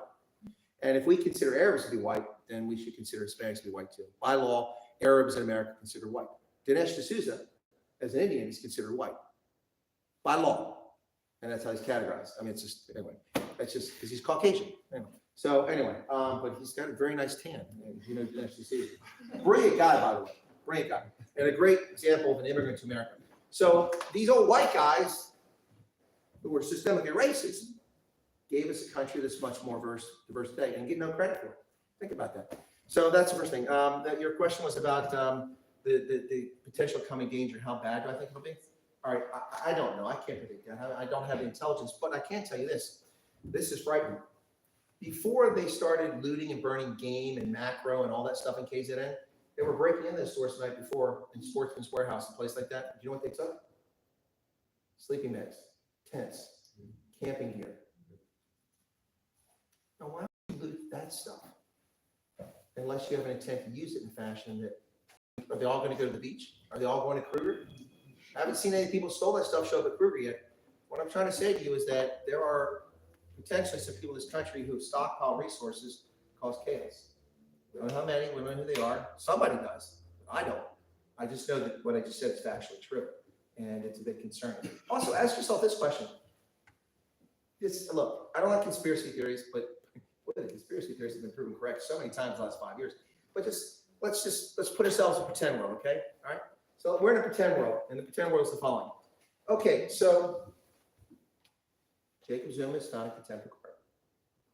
So we don't tell the police to prepare. We don't tell them to rehearse. We don't tell them to pre-position equipment and water cannons. We don't tell them to have bullets on hand, rubber and lethal ones. We don't tell them to coordinate with the military, or we don't tell them anything. It all falls apart. And how is that possible? How is it possible the same government that can put more government informants inside the Boer mob and break up the Boer mob and put people in jail forever because they're terrified of the Boer mob, a couple dozen people who had evil intent, but they can't identify this threat? Something's not right there. Back to the critical thinking thing here. And here's the other piece of this. Why do you destroy 4 radio stations in the midst of looting and steal the transmitting equipment? All the transmitting equipment was stolen from radio stations. For what? Are you going home and set up your own radio station? Hey, hello, it's Chaos FM. We're right here in Howick, and we just stole this radio transmitter. Why do you torch a crematorium? What do you loot from a crematorium? Bones? Dust? Why do you sabotage the water supply? Poison. Now, I'm not trying to make conspiracy theories, but that's not just looting. That's not poor people who are taking advantage of a crisis. Yeah, there were 100,000 thieves who took advantage of the fact the game was wide open and the cops, it reminded me of that movie with Bruce Willis, what's the one, he does the Nakatomi Towers, that's the first one, then he does this, what's it called? Die Hard, yeah, the Die Hard when they're in New York, right? And this kid's running down the street with all those candy bars, and he grabs and goes, "What are you doing, man? You want to go to juvenile hall? Hey, man, the cops are into something. There's no cops here." That's what that looked like, didn't it? Where are the cops at? Now, I'm not picking on the police, okay? They're hard-serving. They're people who serve the country and serve people very well in the police, but they're under-resourced, they're politically controlled, and they're not effective in many respects. But the bottom line is, look at what happened. If it wasn't for people and communities defending themselves and protecting each other, it would have been a lot worse than it was. As far as we know, 354 people were killed. The figure's probably a lot higher. We'll probably never know. Anyway, and then look at the incompetence that comes right on the heels of that. The floods in KZN. What the heck? Storage drains not cleaned out for decades. People not relocated from dangerous areas where they're sitting in floodplains. And then Jan van Riebeck's to blame? Jan was never in KZN. He was in Cape and Batavia. He never stopped in KZN. Oh, maybe he did. I don't know. But anyway. So, look, how bad can it get? I'd be very concerned. I'm not trying to scare people. I'm just saying, think about all the stuff that's happened. There's a group of people out there called preppers. They prep for different things. I'm not a prepper, but when the pandemic started, people were buying toilet paper and freaking out. I walked to my basement, went to the shelf, toilet paper, paper towels, hand sanitizer. Oh, man, beans, go back to basement bean. I have all that stuff. I'm not a prepper. I'm just a prudent person who plans for the future. And it's the same like on this trip. I have backup plans for almost everything on this trip. Some will work, some haven't. My Rainbow Rescue saved me. So anyway, I hope I answered your question. Yes, sir. Have you got an opinion on the ISIS prisons in southern Mozambique, northern Natal? ISIS prisons in southern Mozambique. I have no evidence that that exists. Prisons. Oh, prisons. I thought you said prisons. Okay. Woo. Okay. I'm like, man, I never heard of the prisons. Sorry, presence. I didn't hear you. The sound here. The presence. Okay, first off, I don't believe for even a moment that what's happening in Mozambique. You said southern Mozambique? Northern, I think. Yeah, okay. I said southern, yeah. I don't think for a moment that what's happening in northern Mozambique has anything to do with ISIS. I think it's a false attribution and false claim. I have no evidence to indicate that it's the case. Groups oftentimes make declarations that they're allied with these groups to get attention. In fact, that group is also been called Boko Haram because they know that that phrase has currency and people will be afraid of it. In my view, which could be wholly wrong, based on my experience and also the fact that I was the intelligence analyst covering Mozambique for a number of years, and also the desk officer responsible and the team chief responsible for security assistance there. What's happening in northern Mozambique is a consequence of a gap in governance, which dates back even when the Portuguese were there. They never fully controlled Cabo Delgado. They never even tried to. It's so remote. And there's virtually no development there over the years. And that's one reason why things are the way they are. And I think a group of ghouls and criminals and brigands has taken advantage of that and labeled themselves something. And they have caused carnage and displaced a million people. And that's because the FATM Mozambican forces are not focused on protecting citizens. They were protecting Total's natural gas facility on shore. And even if they were defending, they're not particularly effective. They haven't been effective. This is with Dr. Hammond and I talked earlier when we were recording the broadcast about Sierra Leone. And the Brits went in there after a brutal, horrific civil war. And in 3 weeks, the war ended. Professional soldiers came and ended the war. I told people forever that in Liberia, the place that I went to rebuild the army after the Civil War, that in Liberia that I could take a reinforced Marine rifle platoon from the U.S. Marines and end that war in 3 days. It's embellishing, but I can end in 3 weeks, just like the Brits did. The problem is that the people that are killing people aren't professional. And you got idiots running around half naked, pointing guns like this, like they're in a gangster movie, shooting wildly. I don't believe that they're tied to ISIS. They are a huge danger. I have heard people talk, and I've seen no evidence of it yet. Doesn't mean it's not true, that these groups are also trying to operate around Swaziland and northern KZN. I have no information on it. If you do, if we could talk offline, I'd be interested to find out, but I have no information to confirm it. But that's my assessment of what's going on in Mozambique. By the way, I predicted this in 2017 when they started killing people, and the world ignored it. Now, in 2017, I wasn't online. I wasn't broadcasting. I was still an intelligence officer serving the government, so that's not something I can share with you all. But that was my prediction in 2017. I also predicted the piracy that took place years before that. Doesn't make me brilliant, it just means that I was paying attention when the rest of the world's not. So, that's your question? Yeah. Yes, sir. Another question. Is that it? Oh, come on, you can't let me out of here this easy. All right, Dr. Hammond. Considering what's going on in Ukraine, do you want to give us some insights into this insanity that's brewing in Europe right now? Okay. Woo, okay. We still got some space on the hard drive over here. Okay. All right, Ukraine. So let me point out a few things about Ukraine, okay? And then I know you want me to go with this, and I'm going to get there. So, Joe Biden becomes president of the United States. 9 days later, does anybody know what happened? 9 days after he became president, the 1st of February. Myanmar's military overthrew its democratically elected government. A corrupt government, but a democratically elected government. Military junta. They imprisoned the 76-year-old Nobel Peace Prize winning President Aung San Suu Kyi, 76 years old, in prison, and charged her with all kinds of crimes. They have since banned opposition parties. They have executed people who served in opposition parties recently. They have gone on a campaign murdering people throughout the country, and they have violated all international norms. On February 1st last year, what did Joe Biden say about Myanmar? Does anybody remember? That's right. I don't remember because he didn't say anything. Ukraine. It's like the Brady Bunch. Marsha. Okay. So the joke goes better in America because they know the show. Anyway. Sorry, I tried. Anyway, I have a good joke before we're done here. You'll like it. Anyway, just remind me. It's a Cape Town joke. You think you'll like it? Nothing to do with Cape Town. Just happened here. Anyway, so does anybody know when Vladimir Putin first moved troops to the border of Ukraine during Joe Biden's administration? Almost a week or two afterwards. 6 weeks. March. 6 weeks. Thank you. This guy switched on. He knows what we're talking about. 6 weeks after Biden became president, Putin moved 70,000 troops to the border with Ukraine. Now, if you're all honest, one of my favorite phrases in South Africa is, if I'm honest, what else would you be? If I'm honest, I mean, if you're all honest, how many of you knew that? That gentleman knew that. No one else knew that, right? Right? That's not bad, but that's just the point. What did Joe Biden say?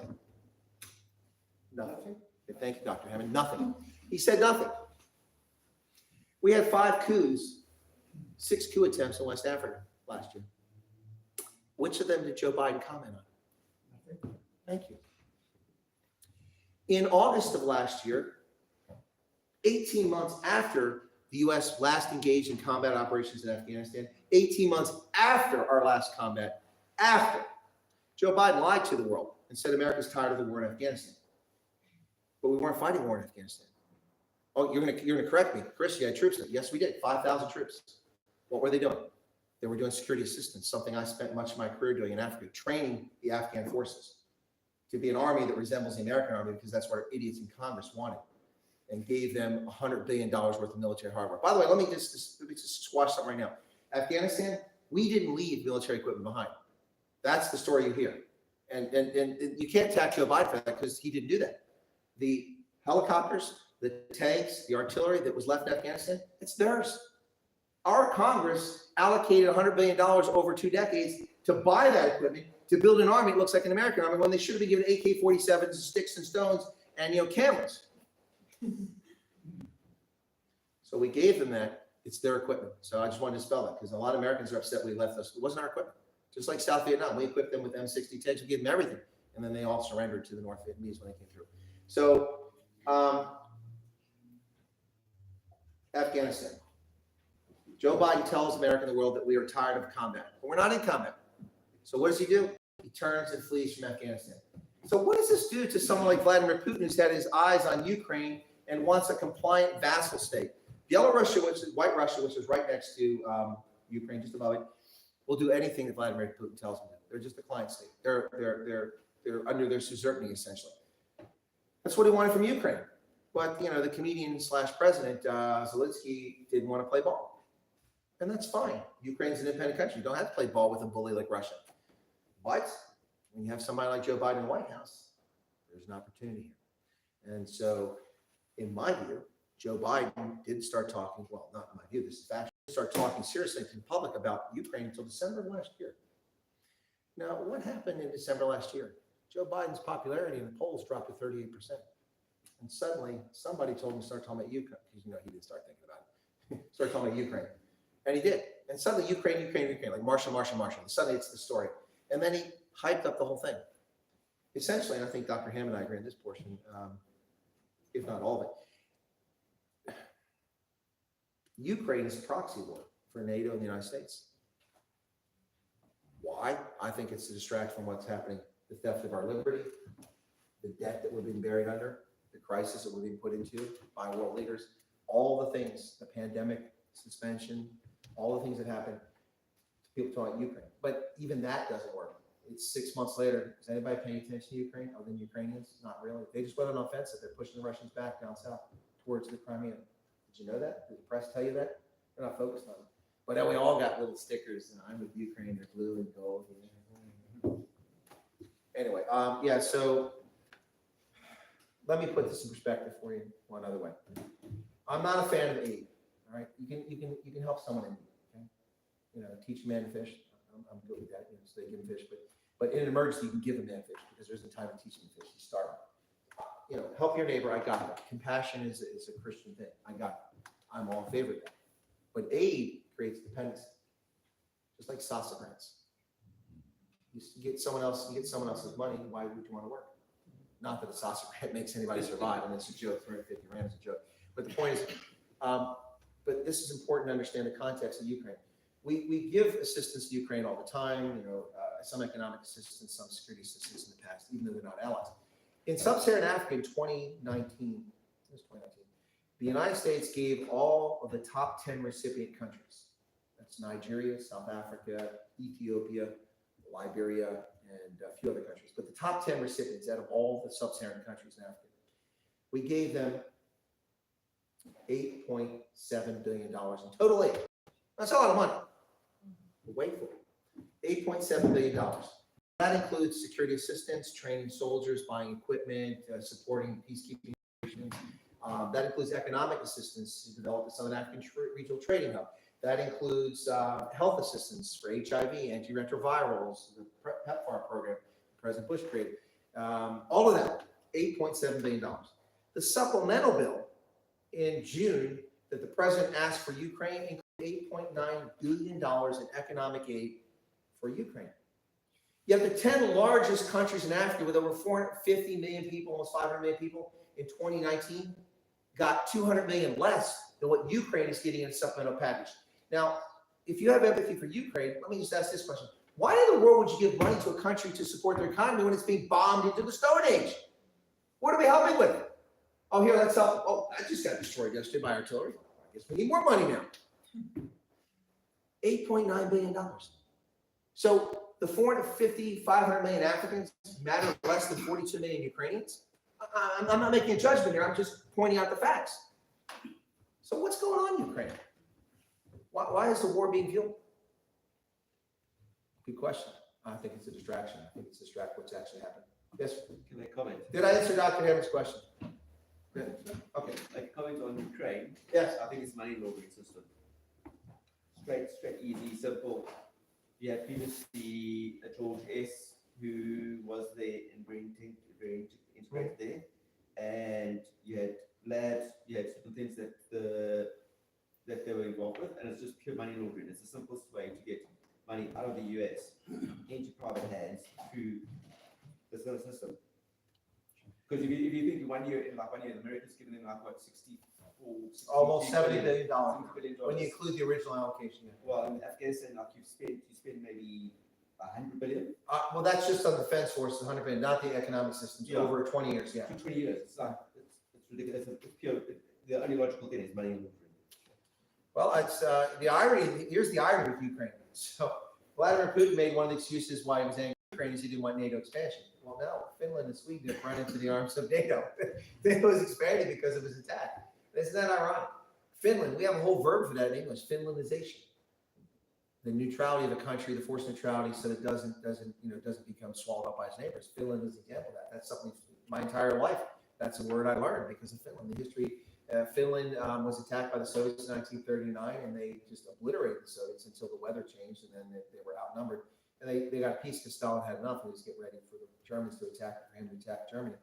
And then they joined the Nazis, and they fought against the Wehrmacht. They fought against the Russians again, the Soviets, and that war was lost. The Germans retreated, but the Finns held their own, and it became neutralized.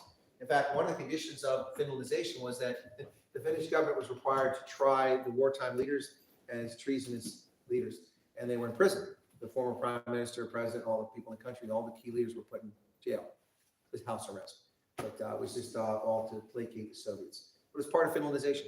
Anyway, so yeah, the irony is that now Finland and Sweden want to join NATO and are about to join NATO. Talk about irony of all ironies. Finland has been neutral since the Second World War. Not anymore. Anyway, so, all right. Another question? Have we reached apogee here? All right. Sorry? Okay. Well, all right. Well, then maybe I should just wrap up, Dr. Hill. Okay. Sure. Sure, no other questions for you? I'll take any questions. My favorite color is purple. It is. Making that up. Why would I make that up? If I said it was pink, you might question me then. But I actually like pink too. Used to be green, but after 36 years in the Army, green is not my favorite color. Just saying. Anyway, yeah. So by the way, so you mentioned earlier, so I'll tell you about the Somerset West thing real quickly here. Yes. So on the 12th of September, if you're interested, I think you actually have to pay, but it's like 150 rand or something like that. But I don't get anything, so don't worry. There's nothing coming out of the table for me. But on the 12th of September in Somerset West, there's a panel discussion, and Donald Brown and Worldview are hosting this. And the panel members include Dr. Kenneth Bushway from the African Christian Democratic Party, Dr. Peter Hernevod from the Freedom Front Plus, and now Athol Trollope, not from the DA, but from Action SA these days, and myself. And we'll be talking about the future of South Africa. As I've told folks earlier, I think it'll be the one night to get some rest because the future of South Africa will be pretty easy. Good night. Anyway, but yeah, so that panel discussion is taking place there. I don't know if it's being broadcast. I haven't checked in. I've been so busy from one place to another. I should tell you before I go. So let me give you an idea of what this trip has been like for me. It was about paying it back to my audience and visiting as many people in South Africa as I could who've been loyal to my program, who followed me, and who spread the word about the message I'm trying to get out there, which is a message. I don't want to say it's a message of hope, but I am hopeful. But it's a message of truth, and I want people to think critically and challenge things when they should be challenged, and stand up for what's right. And that's what I've been trying to do. But let me give you an idea of what one of my days was to get a feel for this, how this trip was. A couple weeks ago, I was in Northwest at a tobacco farm in the morning with a friend of mine, Herman Roos, and I got up in the morning, had breakfast there, and then I drove to Pretoria and had breakfast with Bantu Holomisa from the UBA. After Bantu Holomisa, I went to Hammanskraal. And then at Hammanskraal, I visited. Did I tell you this already? No, okay. I've told these stories so many times, I get confused when I say. Went to Hammanskraal, and there's an orphanage and children's school there, which is right next to the informal settlement. It's sponsored by American Evangelicals and Baptists, and so they asked me to check it out. And I did, and I saw those things. Then I went back to Pretoria, and I was at the Union Buildings. And Union Buildings, I met up with Kali Roo and Fatima Abdul. She's from the UIM, Neil de Beer's party. And she used to be a soapy star. If you remember that far back, she was on soaps back in the day in South Africa. So Fatima Abdul and I saw her. That's the first time I met her in person. I've known her for a long time. And then Kali Roo, who helps me get connected with the farming community. So they introduced me to the Khoisan King, who's camped out there next to the Union Buildings. So I interviewed him for about a half hour, and I swear that afterwards I felt a little funny. They say they grow vodka there, when people's all. Anyway, so I felt a little funny when I left. It was a little lightheaded. But I interviewed the Khoisan King for half an hour. It was a fantastic conversation. And then, which was also good because he's aware of the woman, Katrina Esau, who is the last first language speaker of the San language, Nu. And I've been trying to promote that language before it dies out. And I've been able to reach her granddaughter who's trying to say the language too. But anyway, he knows them, so maybe I'll be able to reach out to them. So from there, I went to and had a left up eye with Steve Hofmeyer at his house. So from Bantu Holomisa to Steve Hofmeyer, all in the same day. And that's kind of how my tour's gone. And on this tour, I've been very fortunate to run into musicians whom I know and others. Steve Hofmeyer, of course, Monty Jackson. I saw Monty in his place and went to a braai where he introduced me to Donnie van der Westhuizen, who I found out watches my program. I had no idea. Donnie was recently at the Witkois Monument for the ceremony this past Saturday. Normally I broadcast that, but I was traveling this time, so I couldn't do it. And also Giselle, who's a favorite of mine. She's from Grootfontein in Namibia, and she sung the song Sightvest. You may have heard that song. She's sung many other songs, so I kind of help her promoting her music. Saw her down here in Cape Town because they were at the concert on the West Coast. And then there's one more. Trevor Donje. Trevor Donje is a friend of mine. He lives in Durban. Trevor was Johnny Clegg's bass player. So my viewers, politicians, South Africans, it's been a really incredible experience, and I'm glad I was able to get back here. It's been 4 years since I've been in South Africa, but I've been here hundreds of times previously, but I never had friends in South Africa. This tour has really made me feel at home. I felt like family with so many people, and it's been absolutely incredible. I'm so grateful for the experience, and I hope that, I know that my viewers know that I did everything I possibly could to see as many people and go as many places I could. I've been to 7 of the 9 provinces in the past month. And I've given presentations like this. I've answered questions. I've met with my viewers. I've done interviews. I've given interviews. And I'd like to say that I've seen the good, the bad, and some of the ugly South Africa. I've been a victim of load shedding 3 times, which is a lot less than I expected. Twice in PE, the night before, the next morning, and then in the Mahalisburg, of all places, where they're near main lines and almost never get load shedding, but something happened. just as I was about to go live. But I used my mobile, I overcame it, 5G. So, so I've seen that, and I've seen the good and great nature of South Africans, their wondrous generosity. I should tell you here, notice that I'm here for 30 days. I only pay for 2 nights accommodation. South Africans have hosted me in their homes, something I'm not comfortable with, not because I don't like South Africans, but I don't like staying in someone's home because I feel like I'm putting them out. But they've hosted me in their homes.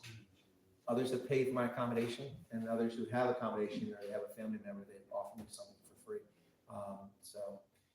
The generosity has been amazing, and it's just overwhelming. So I want to thank Dr. Hammond for this opportunity to come here tonight, and also for being a guest. Some other folks, Des, Jack, and the crowd have also been on my program. Thank you for that. And I wish you all the very best, and hopefully I'll get back here, and hopefully I'm welcome again. As long as Dr. Hammond doesn't see my profanity-laced broadcast on Ronaldo's program, I think I'll be okay. After that, I might not be in as good graces after you saw I was a naughty, naughty boy. But anyway, and I was. I won't apologize for it now. Anyway, but so thank you all so much, and I hope that this was informative and helpful in some way. I will hang around afterwards, mostly because I don't have a ride, but I'll hang around afterwards and answer any questions you might have. Anyway, thank you and God bless.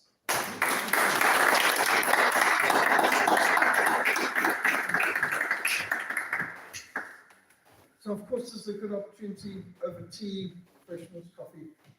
Ask whatever questions you want of Chris while he is here. And also, where are you going to, where do you need to live to now?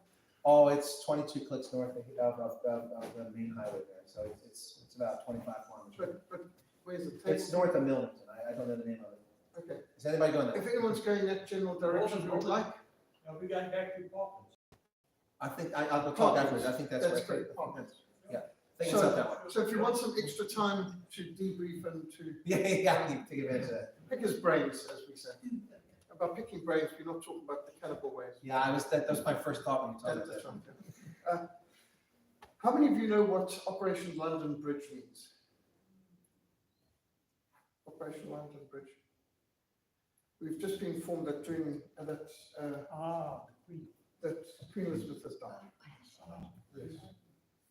The longest reign of any monarch in British history, and if I'm not mistaken, she might have beaten any other reigning. She just passed? monarch. Yes. That's right now, which is very sad because her son is not a patch on her. And while Queen Elizabeth has acceded to things that are very disappointing to us, we must say this.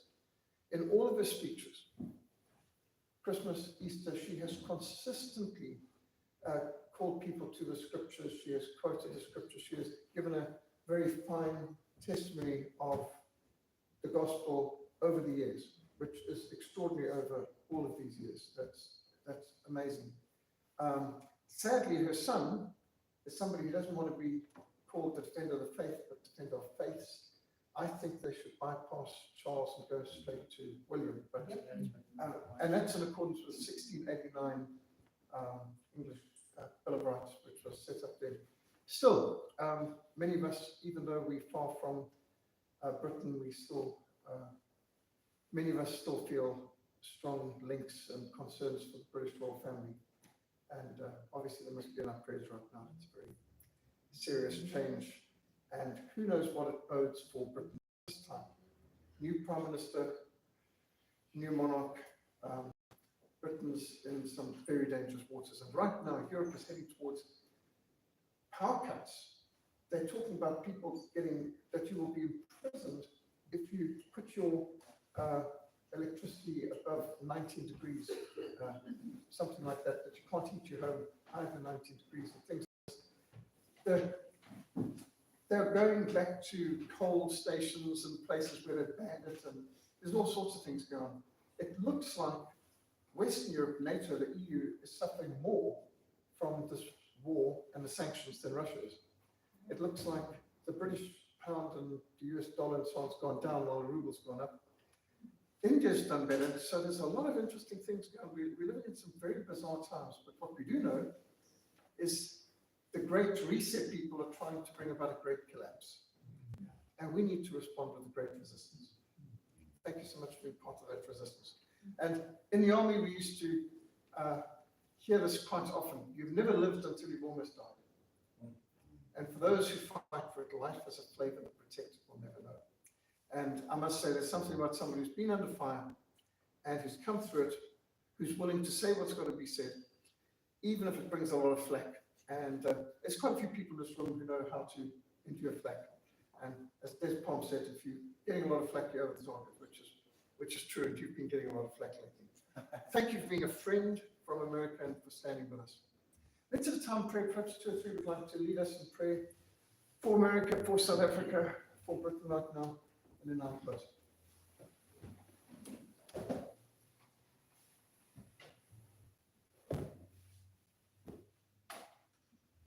Dear God, we thank you for today. We thank you for what we could learn today. Lord, we thank you for the resistance. We thank you for so many people that are awake to what's happening and to the devil's plans in this world, Lord.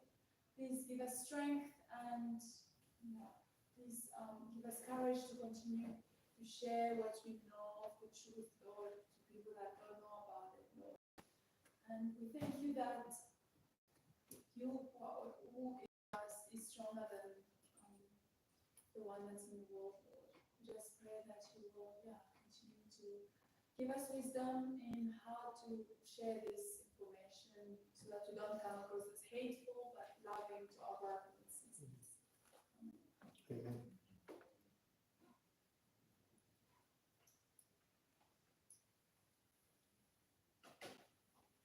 Yes, Lord, we want to say thank you very much for this opportunity to be here. Thank you, Lord, that listening to all these things, we know that you are still in control, despite what is happening in this world. And thank you that our faith is not in what is going on in this world, but in you and in you alone, and that you will carry us through all this. And thank you for letting the people know that you are still in control and that you would bring your children, Lord, back to the place that they need to be, to walk in holiness and in uprightness, Lord, that our lights will shine so that people can see you in us.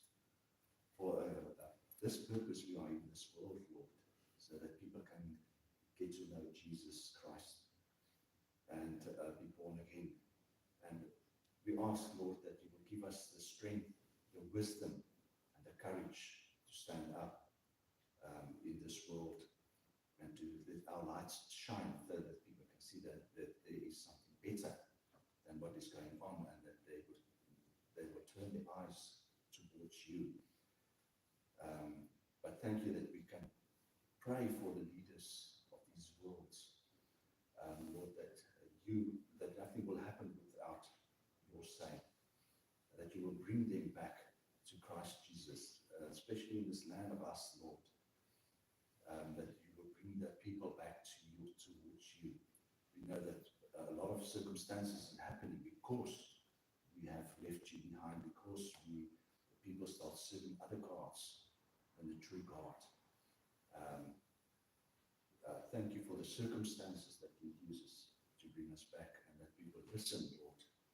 And those that truly knows you, that we will lead in the way that we walk before you, and that they will see that and turn their hearts back to you, and that the nation will turn back to you as well. Thank you for Chris, for the insights and for the wisdom that you've given him to help us also in these days, bringing the truth, standing for the truth, and bringing the light that is in this world to light. And where the light is, there's no darkness. Bless him and be with him on his, the rest of his tour, and to bring safely home as well. Thank you for everything that we can do. I love you and we honor you. In Jesus' name.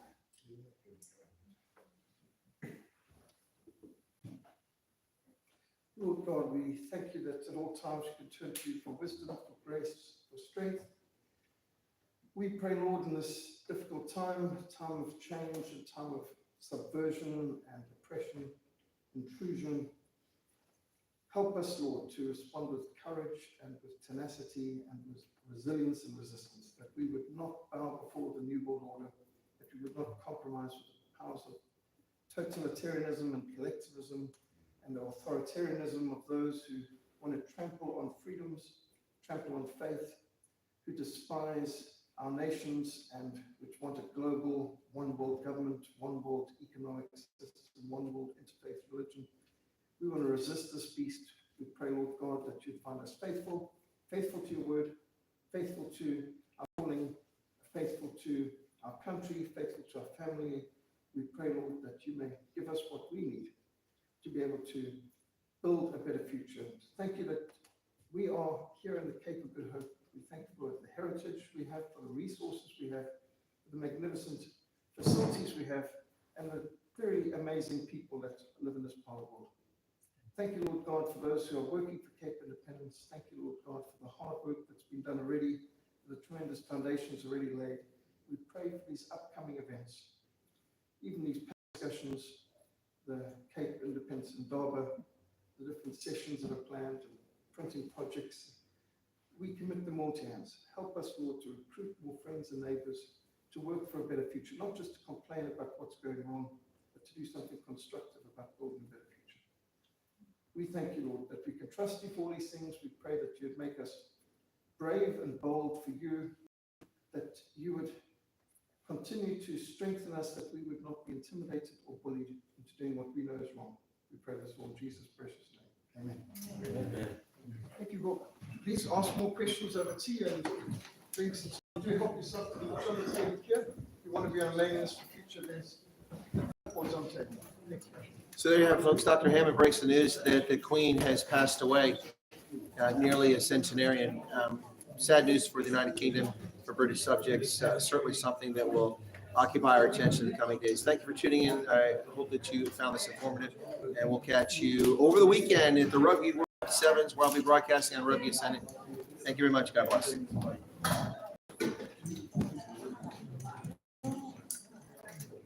Is this a second camera here? It is. So you can use it both.